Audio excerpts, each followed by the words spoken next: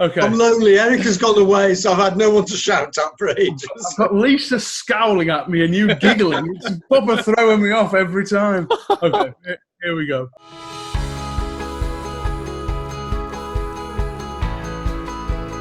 Hello and welcome to the Lib Dem Podcast. Thank you very much for tuning in and watching across all our various platforms. We really appreciate it. My name is John Potter. I am the leader of the Preston Liberal Democrats, and you can follow everything to do with myself at John Potter LD. And we have a whole group of luminaries with us today to talk about some of the latest goings on in Lib Dem land. So we'll start off with Lisa Smart, who is one of our regular contributors. Hello, Lisa. Hi John, I'm Lisa Smart and I'm a councillor in Stockport. I'm deputy leader of our group there. I've also been parliamentary candidate for the Lib Dems in Hazel Grove, which is one of our target seats in the Northwest. And I also currently chair the Federal Communications and Elections Committee. Richard? I'm Councillor Richard Kemp and I'm the leader of the Liberal Democrat opposition on Liverpool City Council. And I've been a councillor here for 38 years. And I'm currently also the Lib Dem lead at the Local Government Association on health and social care, which keeps me pretty busy. Josh. I'm Josh Babarindi. By day, I am a social entrepreneur.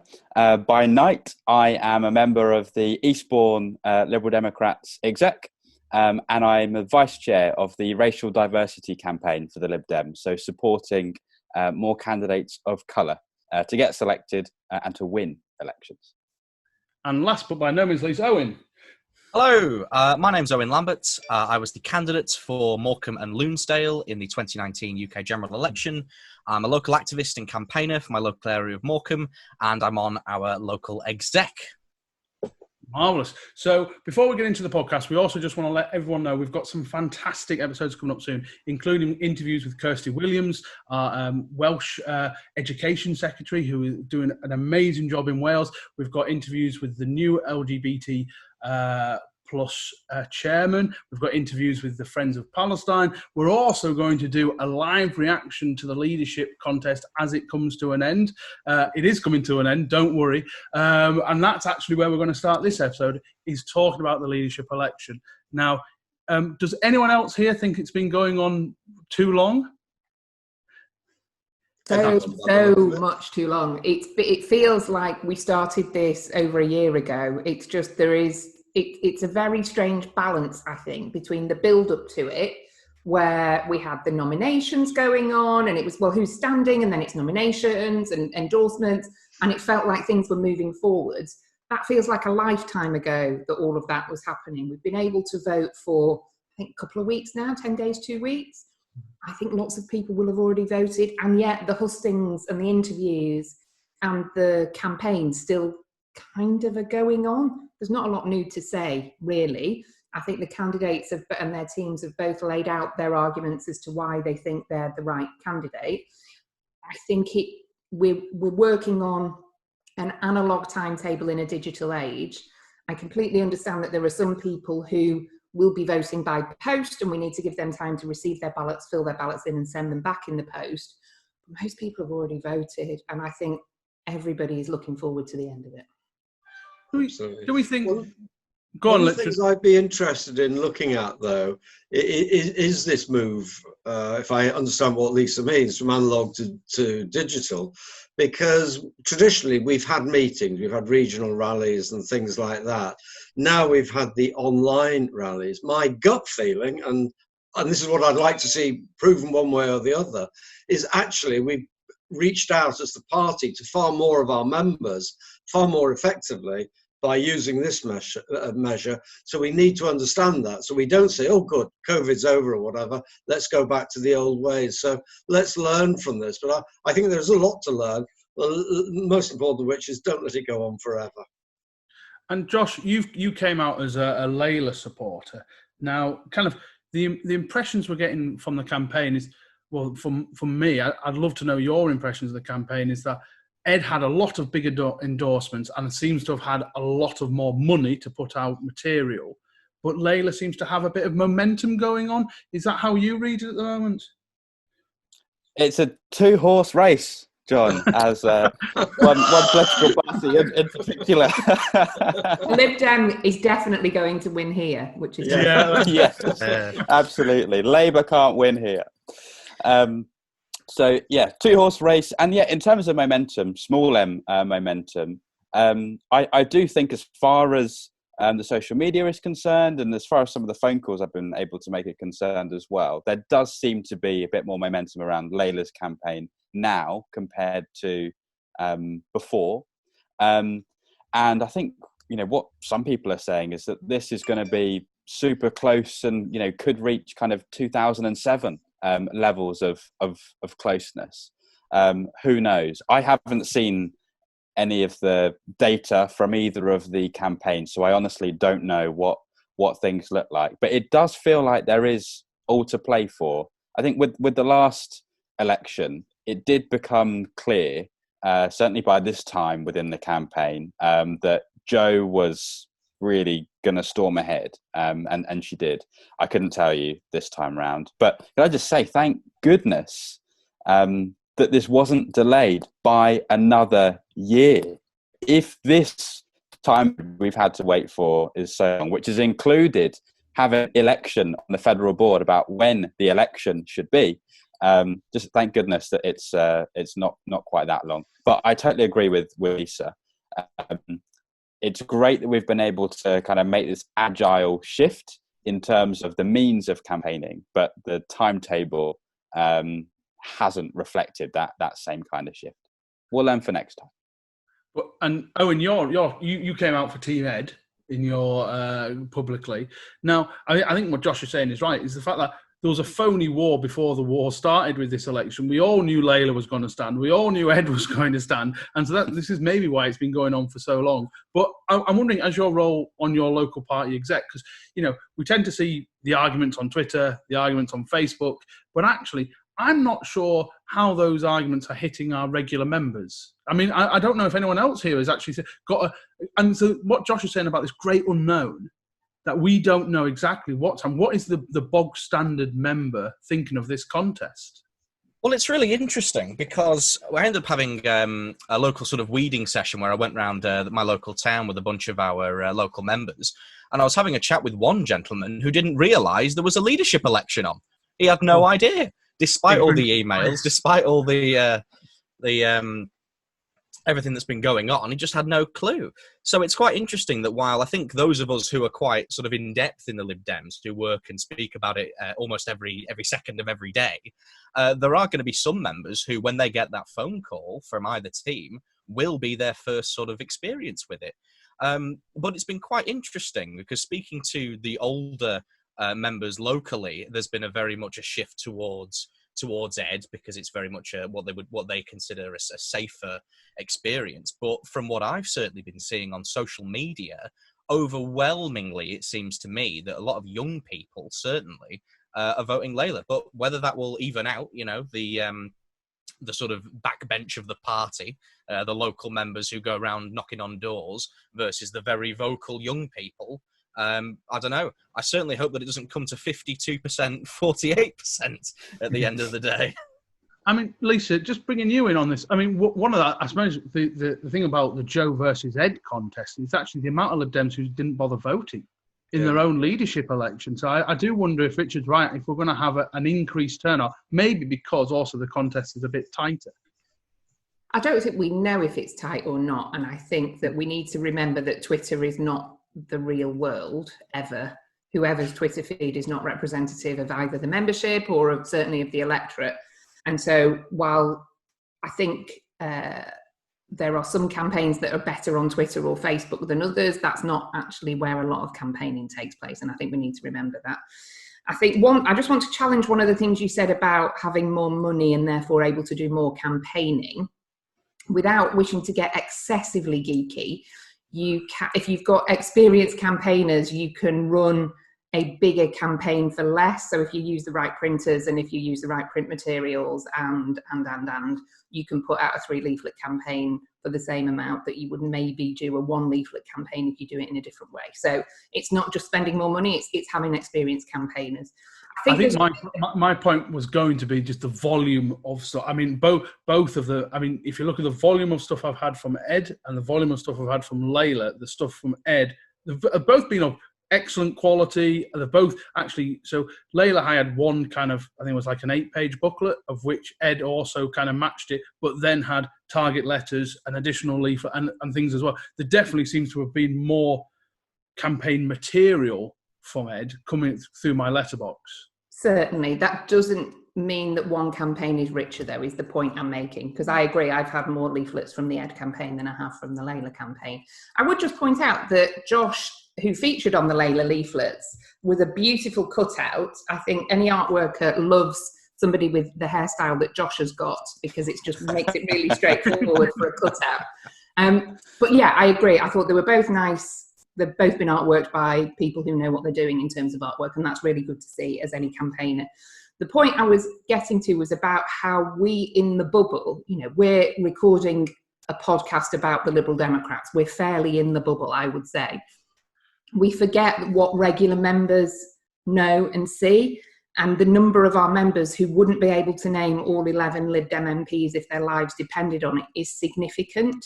And I think we forget how little most people will have seen of this competition and how much they take into it, their pre-existing knowledge of a candidate or understanding of their positions on things.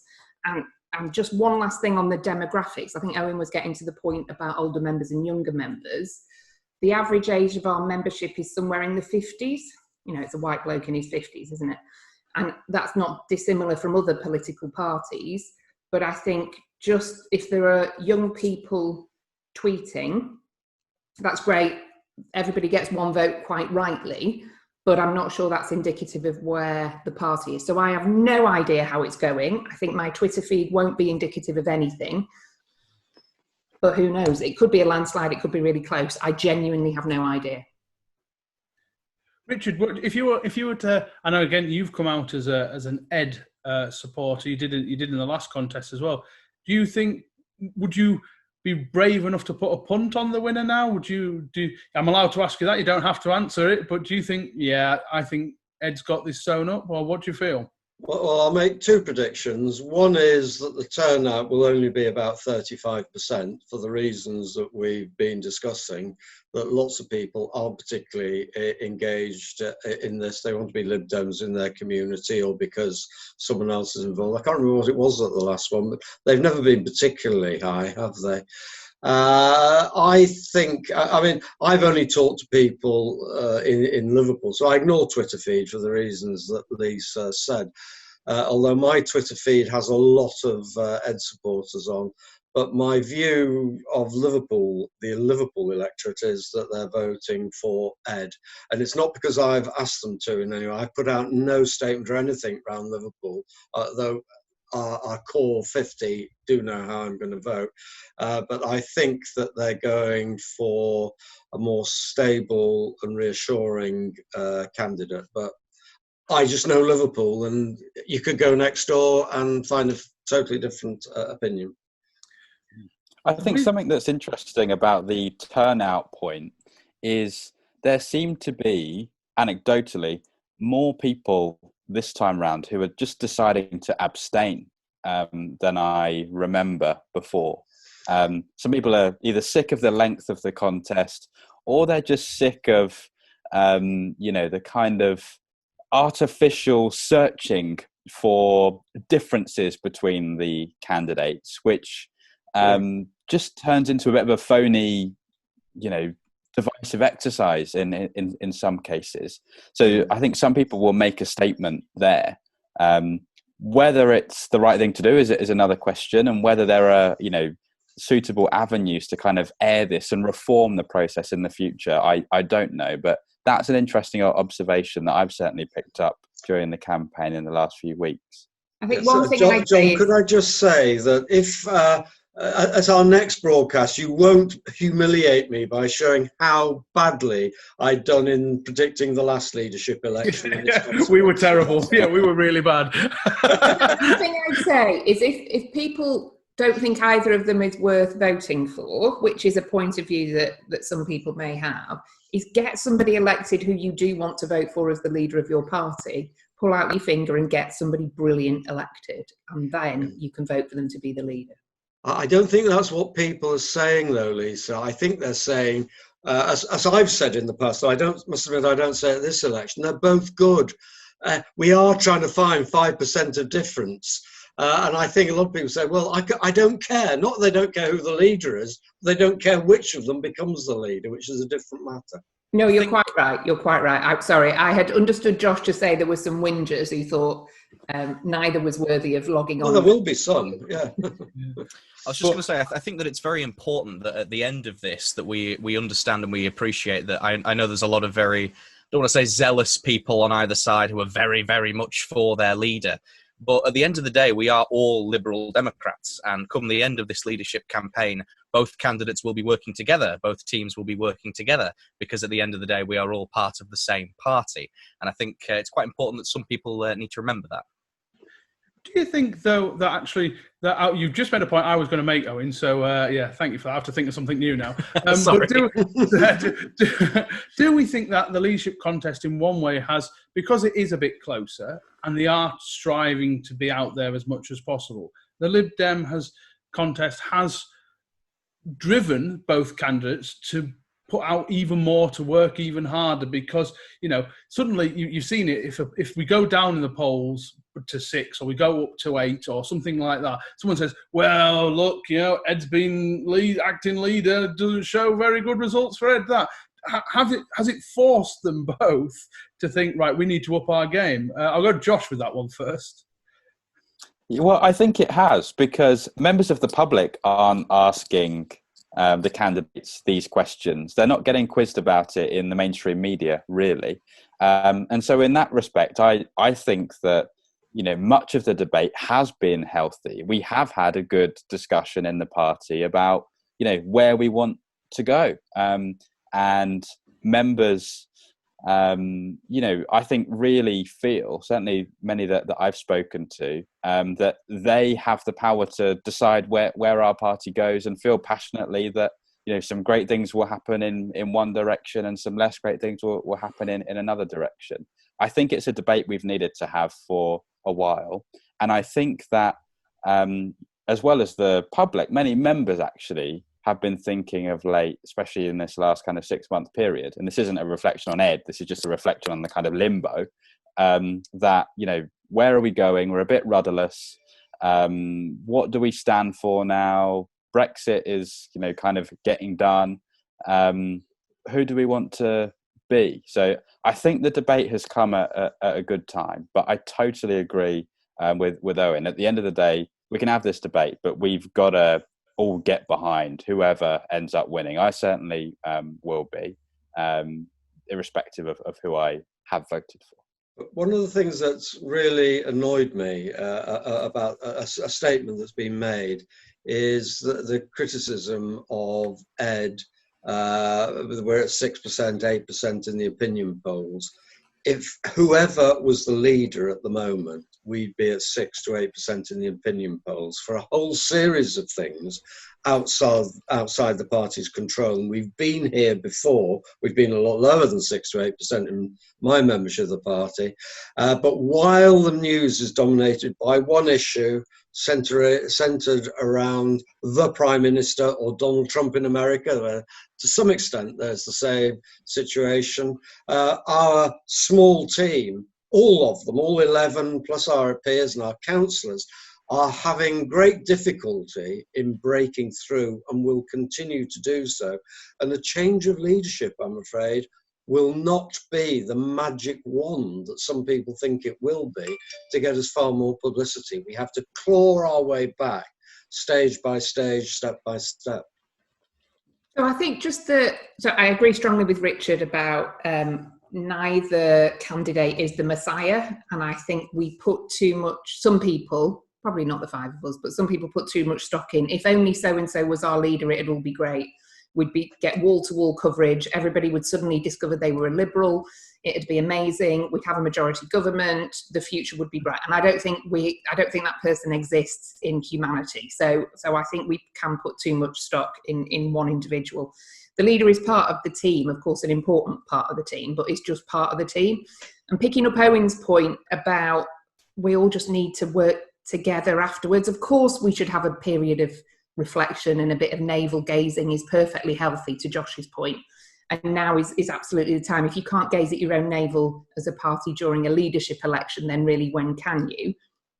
I think they agree on so much. I always enjoy reading a Lib Dem MP write some sort of revelatory article about why proportional representation really is a jolly good idea. And they do agree. They're both cracking Liberal Democrats, and they put some emphasis on different things, but I believe firmly they're both Liberal Democrats. I think it was a point that I've made before on the pod about the Thornhill review, and there was something that Dorothy put in there that wasn't picked up as much as I'd hoped, so I keep banging on about it a bit, which is how we as Lib Dems love nothing more than criticising other Lib Dems. And it was from the Question Time interview in the run-up to the last general election. There were two Lib Dems in the audience, and they both asked really tough questions of Joe, rather than anything remotely supportive or applauding when we get things right.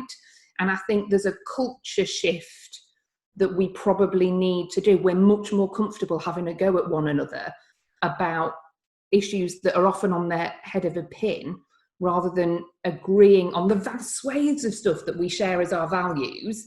And it drives me slightly potty. Do you mind not using the word potty as a derogative?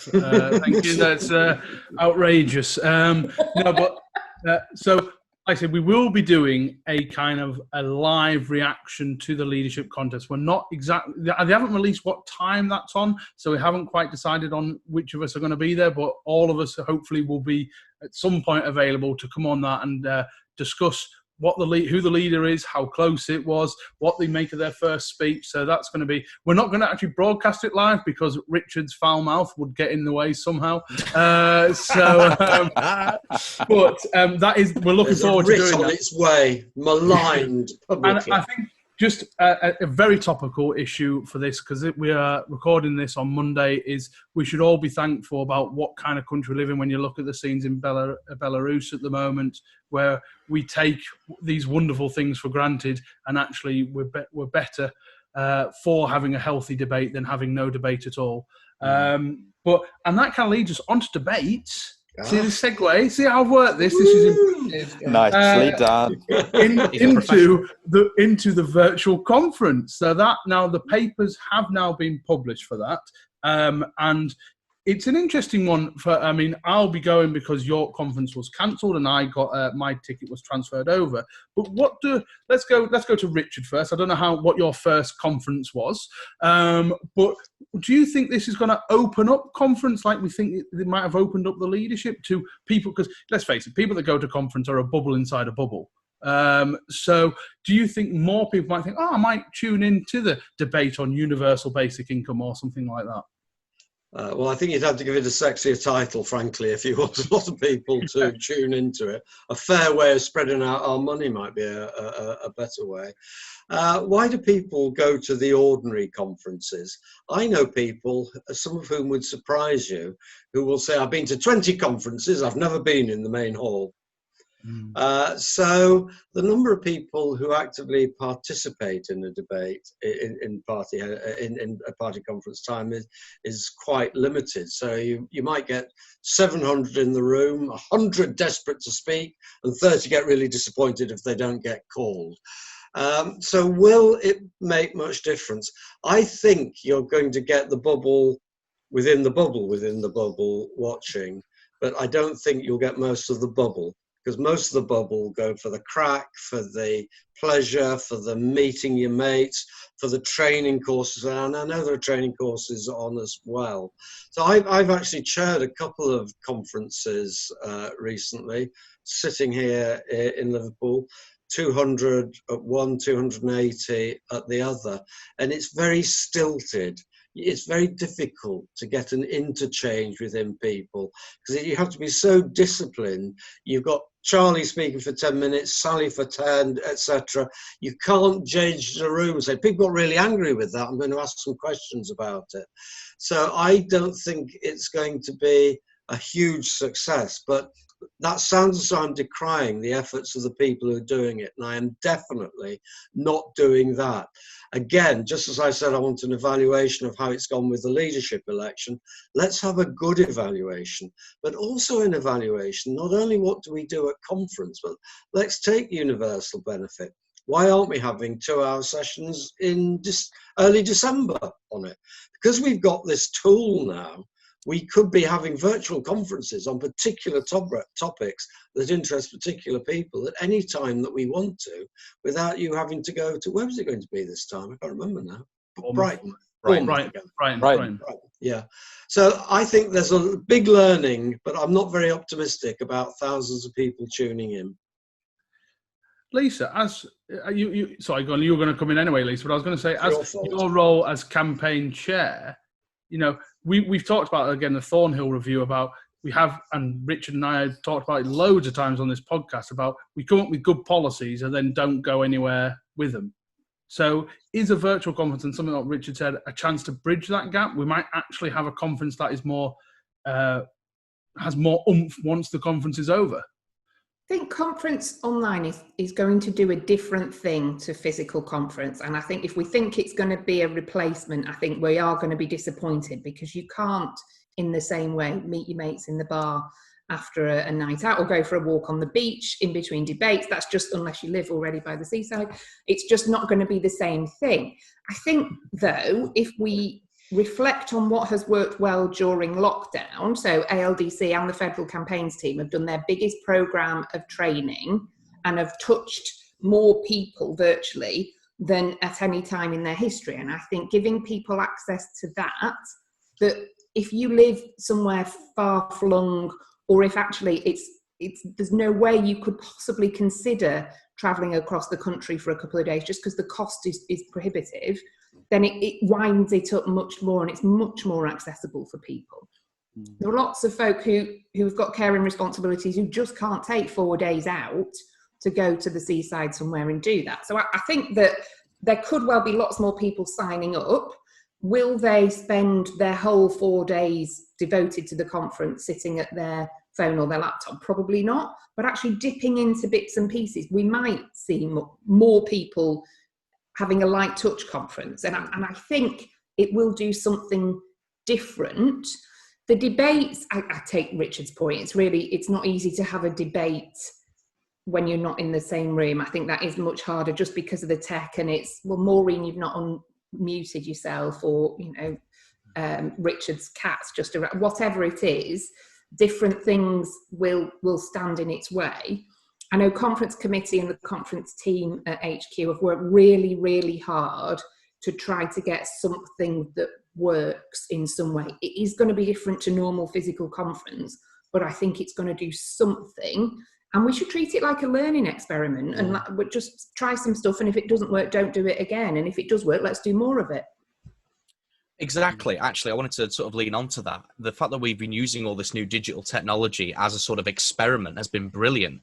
I'm not sure if anyone here has been using, or at least sort of looking over, the new Policy Lab system that was released, sort of debating new ideas, which I thought was fantastic, because it let people who have never had the chance to sort of sit down and write an entire motion and bring it to conference to actually get their teeth stuck in and come up with something that could be new policy for our party. But I think as well, touching on what you said, Lisa, it could be a new way of doing some conferences. Obviously, it's never going to replace the sort of social aspect of the real federal conference. But there's a young gentleman in my local party who would never be able to travel down to the south, never be able to get to Bournemouth or to Brighton, but from the comfort of his laptop can, as you say, dip in and out and have a look at some policy motions and maybe even do a bit of online training. And I think that level of accessibility for the people that can use digital is going to be really, really brilliant. Josh, what are your impressions? Well, in my view, conference or party conferences generally are outdated in many respects. There's something quite anachronistic about them. Lots of people flock to a seaside town for a few days, and this dance happens with all of the main parties once or twice a year. And there's just something very odd about it. And for us as a party that kind of, champions decentralization, it just seems really bizarre to me that we concentrate our main gatherings in this kind of one conference on the seaside. I think it would be way better, or something that we need to do, is invest more in our regional conferences. I think that's where a lot of the magic can happen. They're more accessible to people at the grassroots who, as everyone has said so far, might not have the capacity all the time to dart across the country to go wherever federal party says conference should be.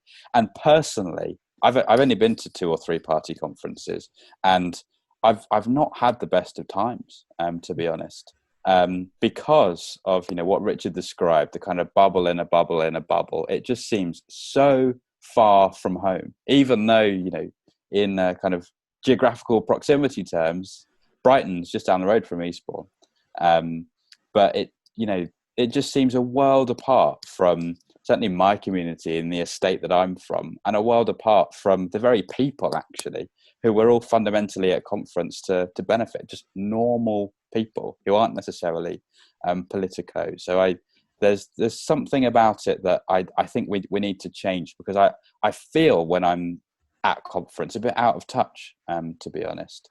But I think where there are some great opportunities at conference, and I'm really pleased that we're experimenting with bringing them online, is with the training stuff. The conference is a great opportunity to pump our activists full of great expertise, and not necessarily from the federal party, but between one another.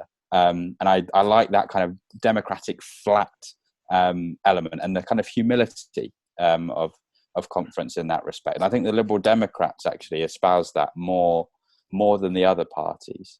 But again, I just think that, again, Richard spoke about a fantastic idea, that we don't necessarily need to wait, a year or every 6 months for a conference to be able to debate these kind of motions, especially when we've got digital. Again, it feels like another case of running an analog timetable through a digital process.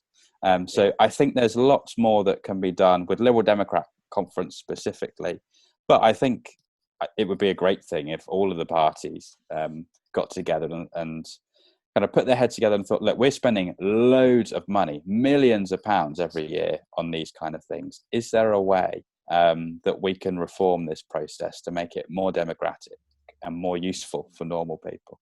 But don't let's forget why we have the big conferences. So yes, some of us go for a holiday, to enjoy ourselves, to have a debate. We go because it's the best way at the moment of getting the media interested in us. We know they will turn up for some of the speeches. The bigger you are, the more they'll turn up for them. It is a showcasing opportunity for us. Now, I quite agree with you that we ought to be doing more on a regional basis, but I must say, I think I would normally slip my wrists before going to the Northwest Regional Conference, because there is nothing there of interest. There's nothing that goes out. You don't run it, do you? I was a bit worried now. You thought you might be the chair or something. There's really nothing to go for. There's no external interest. I don't think they're very well planned.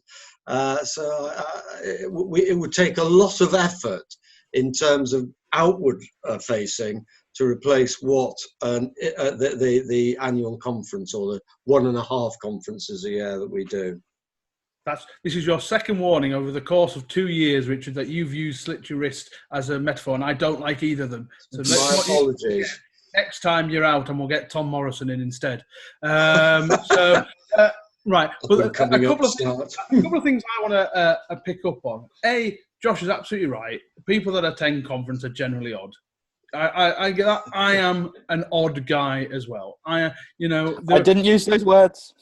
No. Right, though, it's odd for a Liberal Democrat, though. So it's not the odd subset of people who've joined a political party, and it's the Liberal Democrats, and an odd group within that who want to spend their entire 4 days with a bunch of other odd Liberal Democrats.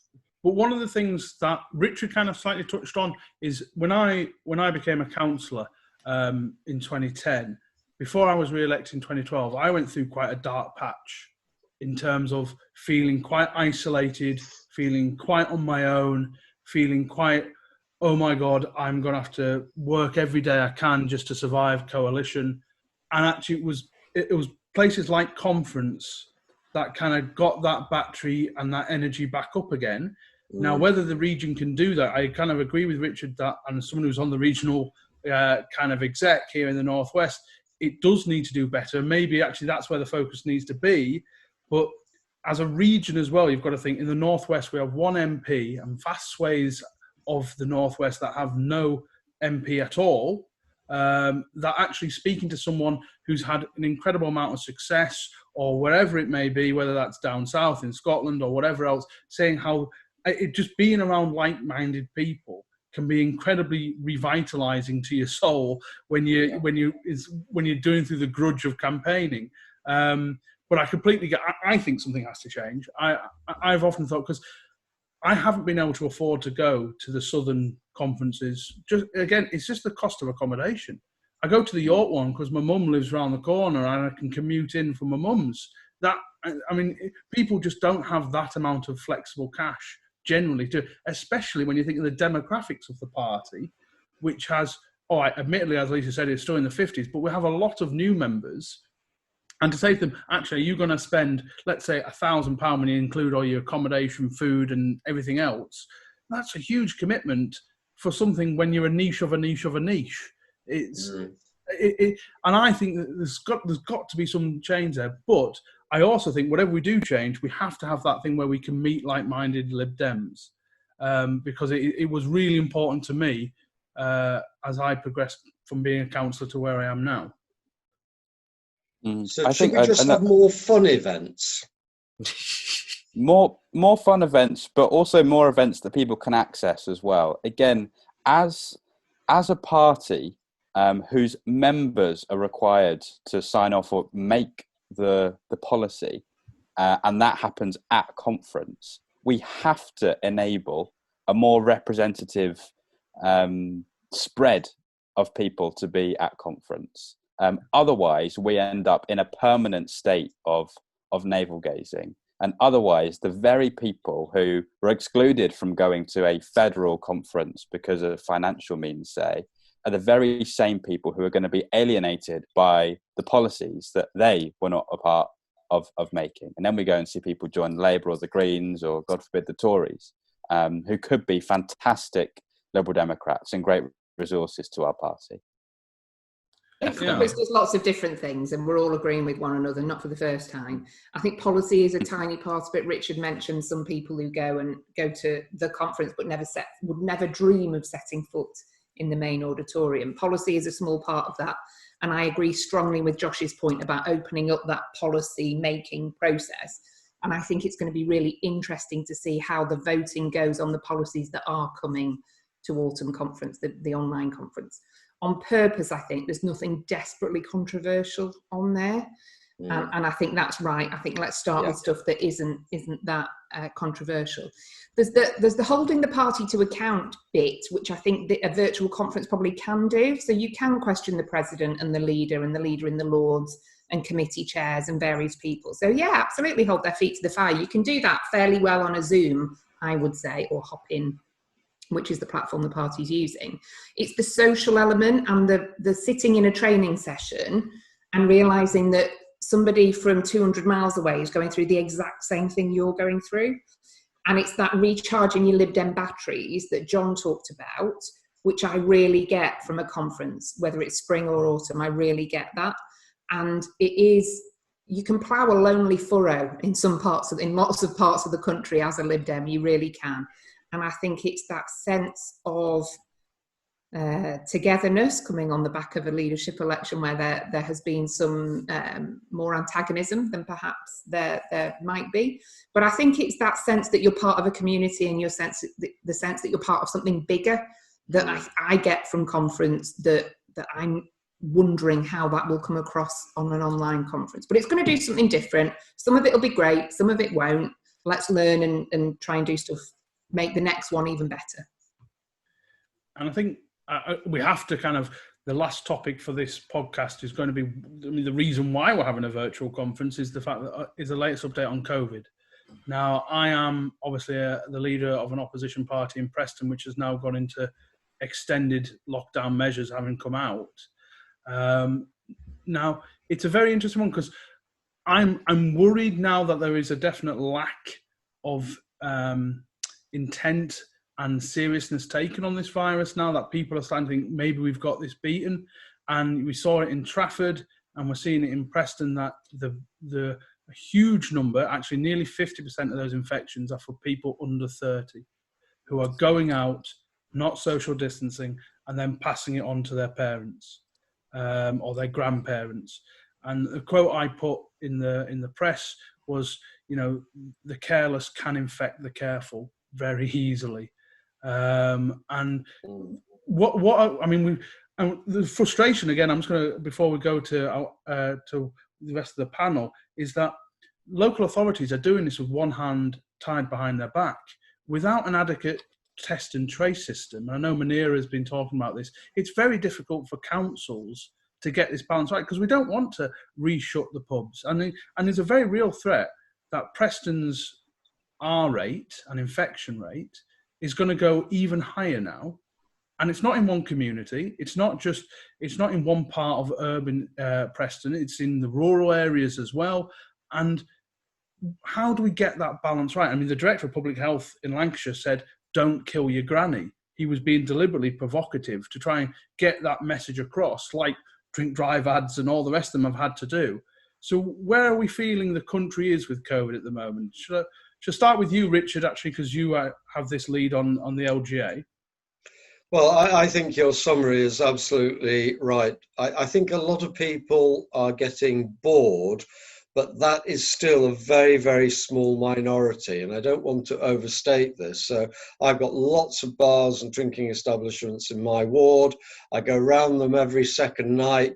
There are very few restaurateurs and licensees who aren't behaving properly, controlling it, taking the register. There are very few people causing trouble by trying to get into places that are full. So most of us are behaving, and that's true of all ages, actually. The other thing is clearly that there's lots of mixed messages. So again, I'll give you a Liverpool example. We were extremely concerned that on 3 occasions, connected with the success of the magnificent Mighty Reds, i.e. Liverpool Football Club, John, I know you play with a different shaped ball, there would be infections caused by people getting together, a lot of them drunk, hugging, whatever, and there's been very little uptick caused by that, because the information seems to be that if you're outside now, you're reasonably safe. But what we've got to do, I think, whether we're an opposition within a council or one of our gallant band in Parliament, are to keep our respective governments' feet to the fire. There is no doubt that the Tory government now is an absolute shambles. Mixed messages on where you can go and when. And I do accept you have to make decisions very quickly, but there doesn't seem to be a rationale for it. Buying a load of PPE that was never usable from mates of people who are cabinet ministers, claiming that they put their hands to shield social care when we know they put people back from hospital into social care that killed off not only the elderly people and other disadvantaged people within it, but the people that used it. The absolute mess up of the social tracking, where they're not meeting half their objectives, and people are telling us, I don't know who they are, I have no reason to disbelieve us, you know, they've been at it 4 months now, they've spoken to 2 people and asked them to go on overtime, when our own public health inspectors in Leeds, Liverpool, Stockport are desperately trying to assemble teams to use their local knowledge in places like Liverpool 8, where we've had a very localised lockdown, using people from the right communities, using the right language, who are trusted within those communities to go out and give information and to get information back. We are wasting a shed load of taxpayers' money on really crap government systems, and we need to shout about that as Liberal Democrats. And the fact that we all need to work together in the coronavirus, which I think, insofar as possible we should do, shouldn't ignore the fact that there is so much bad stuff coming out of the government and indeed some councils. I think Richard's absolutely right in what he said there. So I'm sitting here in Stockport, which of course is the finest of the 10 boroughs of Greater Manchester. We were put into a not dissimilar position to yours, John, in Preston, a week and a half ago. The announcement was made by the Secretary of State at about 9 p.m. on Twitter, when the local lockdown came into being at midnight that night.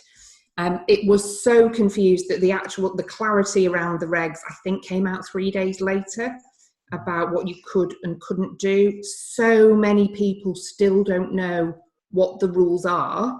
And I think most people, most of the time, want to do the right thing. There'll always be some who think that they're special and things don't apply to them. Most people, most of the time, want to be caring and considerate to their neighbours. It is so unclear and so inconsistent that it's really difficult for lots of people to get their head round. And I had to help a colleague earlier today by looking at the government regs to work out whether they could meet another colleague, just generally. And we worked out that the two of them could meet in a pub garden, but obviously not any of their own gardens. But they could go, and as long as they were buying something from a pub, they could both sit at the same table. Ridiculous. It just doesn't make sense. I mean, Josh, what's your impressions of, how this is going to go next? I mean, the big debate going on at the moment is about schools. I mean, I'm on education scrutiny, and there is no plan yet for how we're going to get schools back. And without schools going back, how can we possibly start thinking about further easing of lockdown within the economy? Well, it's this lack of clarity that's the huge issue, isn't it? I mean, Richard and Lisa have already touched on it. I think people do want to do their best. People are trying their best on the whole. And I guess it reminds me in some ways of some of the stuff around the Black Lives Matter movement on social media. Not long after the death of George Floyd, there were people saying, right, in order to be an ally to black people, you need to do this. And then conflicting advice given by other people saying, no, you shouldn't do this, you should do that. And this feels similar, except it should not be so normative. There should be a solid line. And if there was, people would be able to comply with it. And, we've seen some of the YouGov polls released in the last week or two that very clearly indicate that trust in the government's advice and instructions dropped immediately after Dominic Cummings tested his eyesight and all of that kind of stuff. And I really think that was one of the nails in the coffin for this government's control of this situation. You compare it to what Jacinda's done in New Zealand, and very quickly after her health minister made some missteps and broke the rules, she publicly pulled him up on it and sacked him not too long after. I think something that's really been troubling me is the scapegoating that's taken place around, who were the ones who were making this worse? Who were the ones that's letting Britain down? And, time and again, particularly from Tory MPs and Tory activists on social media, you see the finger pointed at people from Black, Asian and ethnic minority communities. And it's just disgusting. I don't remember, or I didn't know that Dominic Cummings was a member of that community. Yet he's been able to stay and hasn't taken any blame for anything that's happened whatsoever. A relief, I think, is that this kind of obligation of political truce has dissipated in the last month or so, and it has become, palatable and politically acceptable to really start mobilizing as a political party, both on a local level and on a national level, to hold the Tories to account on this. And I think that we're cutting through. On a more positive note, though, something that I'm really proud of across the country, and particularly within our party, is the kind of coronavirus response activism that we led in so many communities. And Eastbourne's one of them. We led a telephone drive where we called 5,000 elderly people to check in and see if they were okay. We worked with shops to produce those social distancing stickers, shops that didn't have the resources to make them themselves, and lots of other local parties have done really similar things and kind of put party political campaigning to one side and really just done what we're here for, which is to pursue humanitarian means using our political resources. And I really am excited for how we can continue to do that. I hope that we don't forget about that. I hope that we don't consign that kind of stuff to the crisis period. From what it looks like, we are carrying on full steam ahead with that great work that we've been doing. And most importantly, communities have seen that when the going gets tough, we roll up our sleeves even further. We don't turn away. And Owen, I want to kind of bring you in a little bit on the political side, because we've seen some people absolutely aghast that, whereas Josh is right, that confidence in the government's handling of this is generally been dropping rapidly. Actually, polling, as much as you want to believe polling, is saying the government is actually holding quite strong in terms of, and do you think that's about the rallying around the flag kind of effect, that people are just, I had a gentleman call me up, because I can't knock on doors at the moment as much as frustrating, but I had one of my residents call me up and just said, what could the government have done differently? Now, we would say all the stuff Richard's talked about, the disaster with social care, PPE, testing, tracing, all the rest of it. But again, are we living in a little bit of an echo chamber bubble here? And actually, a lot of people out there are having sympathy with what the government's having to go through. Yeah, I think definitely. I think there was a friend of mine who I consider quite an intelligent and switched on, again, stays in their political bubble, but has been sharing consistently posts about, we must feel sorry for Boris, about how all he's going through, having to struggle as a leader. And I think that the Conservative campaigning machine has been incredibly effective at offering these little tiny pieces of breadcrumbs just to say to the public, here's something else to sort of distract you or to make life easier during the pandemic. I think I'm actually quite jealous of the Eat Out to Help Out campaign. If we'd have come up with that as Liberal Democrats, we'd have thought it was the most genius thing ever. But in reality, they've managed to create a system where people are now going out across Mondays to Wednesdays, spending their money, jump-starting the economy, because, of course, this is the end game to make sure that we don't go into a recession, so people don't realise how much of a shambles that the Conservatives have put it in. But it's working because people are repeating those messages, and they know that they're Conservative messages.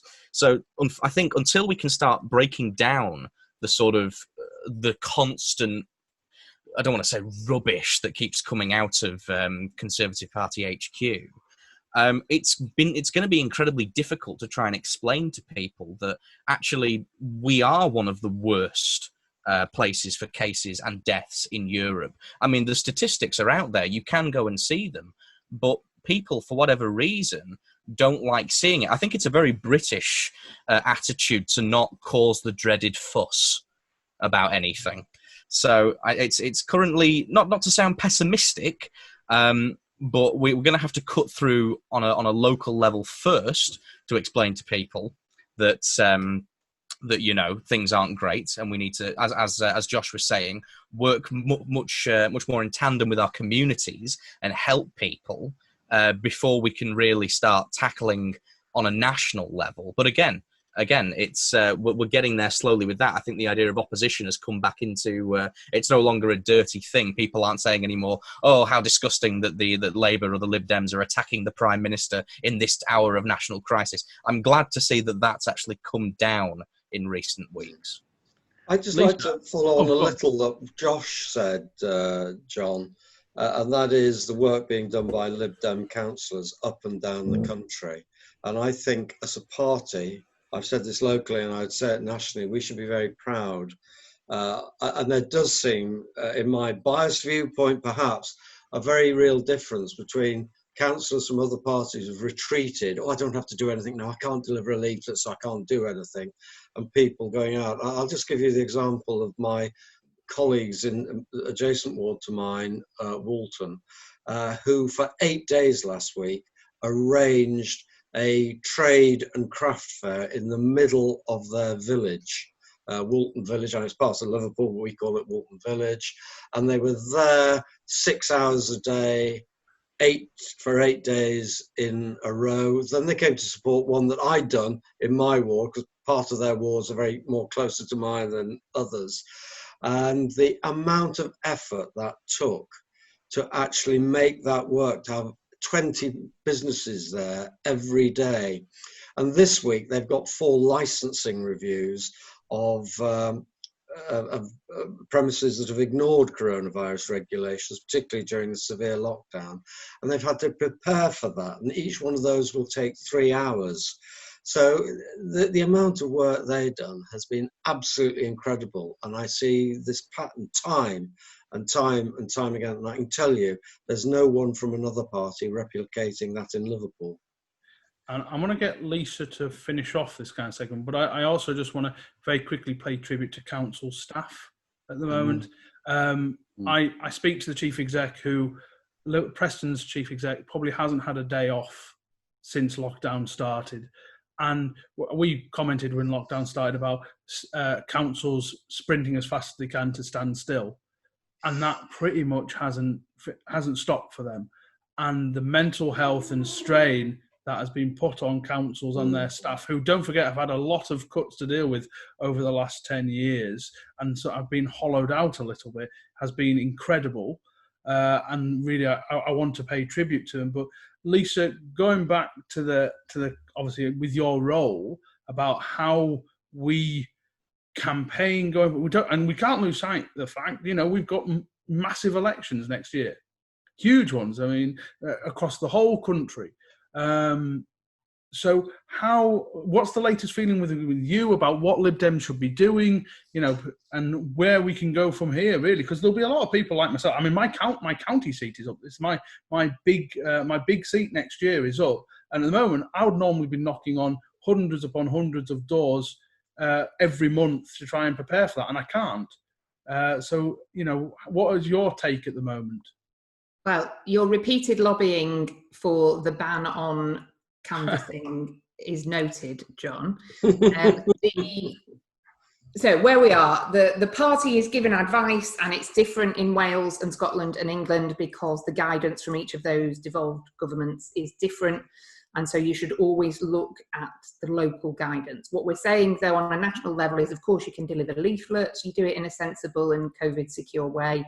So you follow all the guidance about wash your hands very often and stay 2 meters away from people and all of that. What we're saying, though, is that actually there's loads of campaigning you can do where you don't need to be within 2 meters of somebody. So if you've got a decent email list, you should be sending regular emails to your residents. You should be asking them what you can be doing, what is the news. You can be having a conversation with them online, which doesn't need you to be anywhere near them. You can also be using your social media, although the reach of that is often much more limited than lots of people think, because you have to go actively looking for lots of it. And the algorithms mean that unless you put a bit of money behind your Facebook stuff, it doesn't get as far as I think some people think it does. So there's things you can do there that's usually free or low cost and speedy, but it's an as well as, not an instead of. I think you can be doing direct mail, you can be doing your leaflets, you can be doing exactly what Richard's talked about in terms of leading stuff in your community, and exactly what Josh was talking about in checking on your community and leading that community action. I am strongly in favour of the selfless promotion for the good works that were going on in both areas there, and I'm strongly in favour of bigging up Lib Dem achievements. We've heard Richard say it before, if Lib Dems aren't at the forefront of some community action, then there's something not quite right there. It's very firmly what our instincts are, is that community campaigning, that getting stuff done for our communities and enabling our communities to get stuff done for themselves. And I think that we need to be at the forefront of that. Just on a side note, something not remotely corona. Well, I guess it kind of is coronavirus related. So in my area, one of the train lines, the rail lines, Northern Rail have said that they're unable to run the railway line between September and December because coronavirus means they can't train enough drivers. And so they just can't run any trains at all on the railway line. We have got a petition up on that. It happened 2 weeks ago and we got to 5,000 signatures in 2 weeks. And that is, from a Lib Dem perspective, it's standard Lib Dem campaigning. It's standing up for people and enabling people to have their voice heard on something that they care about. And 5,000 in 2 weeks is pretty good going, I'd say. Just in the very nuts and bolts way of what does that mean? It means we've got over 1,000 new email addresses. It means that we have got people who are agreeing with us on something, because not everybody is a liberal and not everybody agrees with us on everything, but there are lots of people who think, well, no, that train line should keep running. So we shouldn't be keeping our eye off the ball. And I think the resumption of, it's not quite politics as normal, but it's getting much closer to that in terms of tone.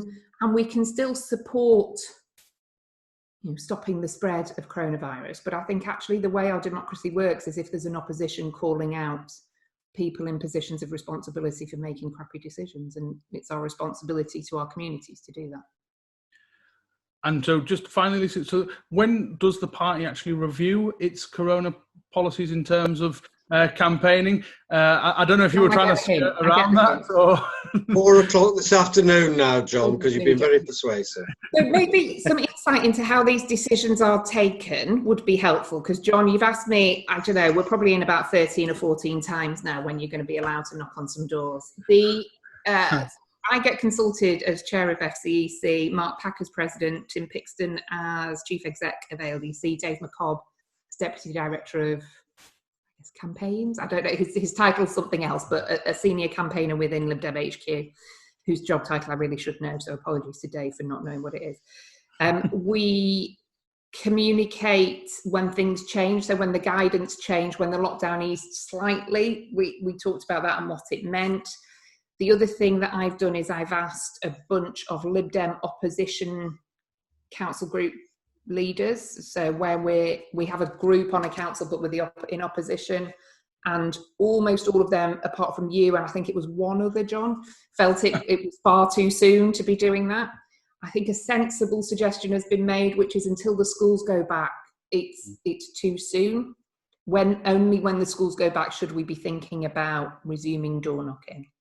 I know some colleagues have been doing street surgeries, because people can choose to come and see you, so it's something they're choosing, but you're visible, so it's that high impact, high visibility campaigning. It's very difficult to get much data, so from a technical way of campaigning, it's a very different job. But if you're absolutely climbing the walls, which we get it, John, you are, it might be something to think about doing a street surgery, dropping a leaflet through the letterbox of 3, a half an estate, and then going and standing on a street corner on a Saturday morning, and they can come and see you if they want. And to let all listeners and viewers know, we are, within the Lib Dem Pod, planning on certain episodes to do with, if no canvassing can take place before May, how we can adapt and how we can still go out and win seats, or hopefully win seats, without one of our key campaigning tools. So we will keep you updated with that, and obviously all things regarding and yes, phone canvassing, as Lisa's just saying, but obviously some areas don't have phone numbers. But we will be doing like kind of updated campaigning 101 sessions to help people with how they can go forward. And of course, there'll be stuff on the ALDC and the campaign groups online as well to kind of help with that. We'll also, as we round up this episode, be doing an episode regarding, as soon as we know about the local government white paper when it comes out, we'll be doing an assessment of that, what it means for our councils, what it means for our groups, what it means you should be doing or thinking about doing in terms of campaigning as well. So we've got loads of stuff coming on. That is a really good session we've had there. I hope you've enjoyed it. I want to thank Richard, Lisa, Josh and Owen for being on it. I haven't had a drink this whole time. I'm pretty parched. I think we might have to help out and eat out today just to get over this episode. But thank you all so much for being on. We really appreciate it. I want to thank all the listeners. I said, at the start of the episode, I gave hint that we've had quite a few more viewers and listeners. We've had a real increase in the amount of people watching us and listening to us, and we really appreciate it. We made a little joke online that the one episode Josh has been on is now our top ever downloaded episode, so it was in his contract. We had to invite him to come back. I even made a joke at the end of that episode saying Josh spoke too much sense. So he's proved that completely right. He's still the only Southerner we allow on, though, isn't he, John? That's true, yeah. He passed the audition. But you can follow everything to do with the Lib Dem Pod on Instagram, Facebook, Twitter, at LibDem Pod. Do follow all these guys across their social media as well. Do stay safe. Do tune in and do subscribe as well to all future episodes. And thank you so much for listening, and we'll catch you again very soon.